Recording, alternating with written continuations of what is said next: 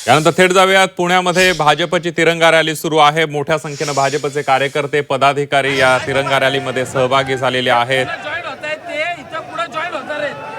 थोड्याच वेळामध्ये मुख्यमंत्री देवेंद्र फडणवीस हे सुद्धा या तिरंगा रॅलीमध्ये सहभागी होणार आहेत। तिरंगा ध्वज हातात घेऊन फर्ग्युसन महाविद्यालयापासून या तिरंगा रॅलीला सुरुवात झालेली आहे। एक उत्साह भाजपच्या कार्यकर्त्यांमध्ये आपल्याला या रॅलीमध्ये पाहायला मिळतोय।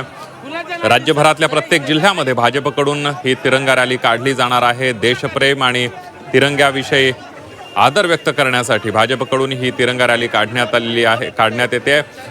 काल मुंबईमध्ये तिरंगा रॅली काढली। भाजपचे अनेक दिग्गज नेते त्या रॅलीमध्ये सहभागी झाले होते। आज पुण्यामध्ये सुद्धा भाजपची तिरंगा रॅलीला सुरुवात झालेली आहे। कार्यकर्ते मोठ्या संख्येने आहेत। मुख्यमंत्री थोड्याच वेळामध्ये या रॅलीमध्ये सहभागी होणार आहेत आणि राज्यातल्या प्रत्येक जिल्ह्यामध्ये भाजपकडून अशा प्रकारे तिरंगा रॅलीचं आयोजन करण्यात येणार आहे।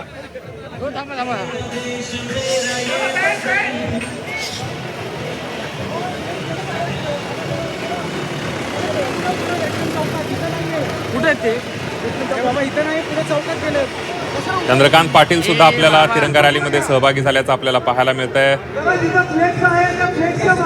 त्याचबरोबर पुणे भाजपचे अध्यक्ष धीरज घाटे, चंद्रकांत पाटील हे या तिरंगा रॅलीमध्ये सहभागी झालेले आहेत।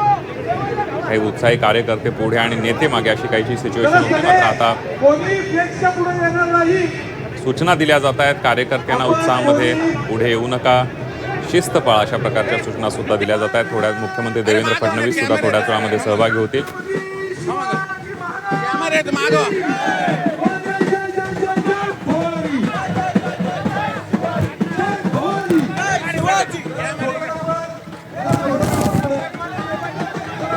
चंद्रकांत पाटील त्याचबरोबर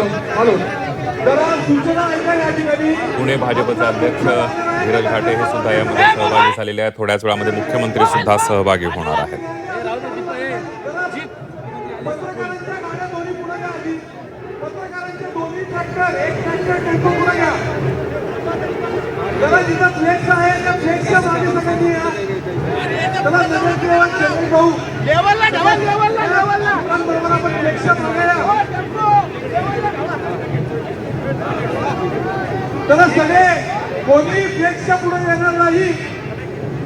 सहभागी झाल्याचं आपल्याला पाहायला मिळतोय। मोठ्या संख्येने भाजपचे कार्यकर्ते जेनझी सुद्धा मोठ्या प्रमाणावर या रॅलीमध्ये सहभागी झालेत। मुख्यमंत्री देवेंद्र फडणवीस थोड्याच वेळामध्ये रॅलीत सहभागी होतील।